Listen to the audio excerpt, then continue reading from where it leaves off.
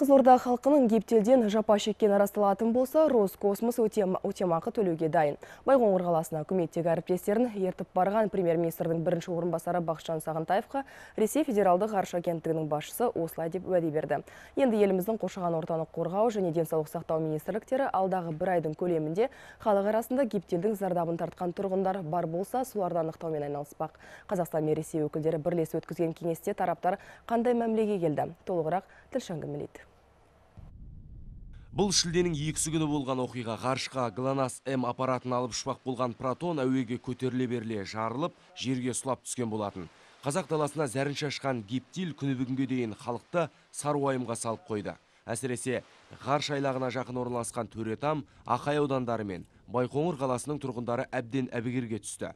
Қазғарыш агенттігінің төрағасы бұл Ресейдің ішкі шаруасы дегенімен жағдайға Қазақстан үкіметі араласуға мәжбүр болды. Вы понимаете, да, когда там... Протон құлаған есі білгенде адамдарға ол оңай болған жоқ. Бұл хабар төбеден жай түсіргенде әсер еткен болуы да мүмкін. Өзіңіз ойлап көріңізші, есік терезелеріңді қымтап, үйден шықпай отырыңдар деген бұйрықты естігенде бұған кез келген адам шошып қарайды.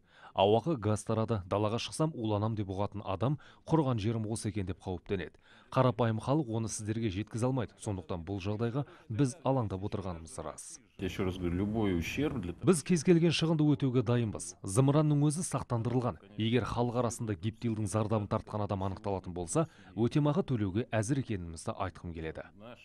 Протонның зиянды отынмен жұмыс істейтіндігі белгілі. Келешекте олардың ұшырылымын қысқарту керектігін меңзеген Сағынтаев, залалы аз, зенит зымырандарына қашан көшпек ойлары бар екенін сұрады.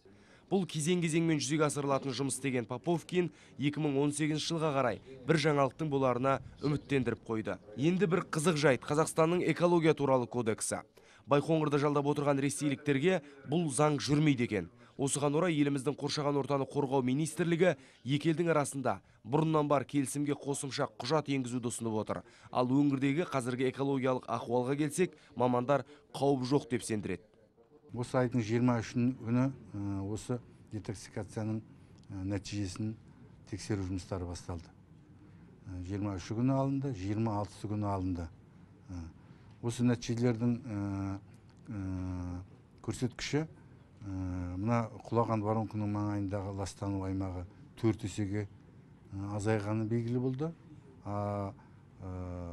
Құлаған жаңағы воронканың айналасындағы аумақта ластану аумағының 5 есеге азайғаны көрінді.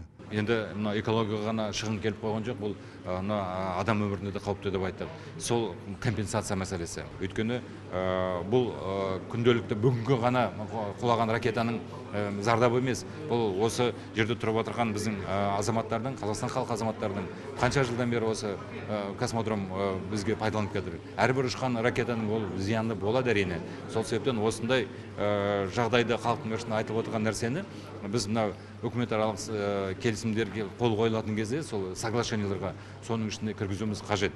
Кеңесте министр Нұрлан Қаппаров айдың көлемінде гептил мәселесіне қатысты проблема түбегейлі шешіліп қалуы ғажап емес деп қалды. Әзірге ресейлік тарапта болашақта гептилдің зардабы болмайтынына ант су ішкендей болып отыр. Бекзат Жүсіп, Нұрболат Туспайұлы, Берік Ақтан, Хабар, Байқоңырдан.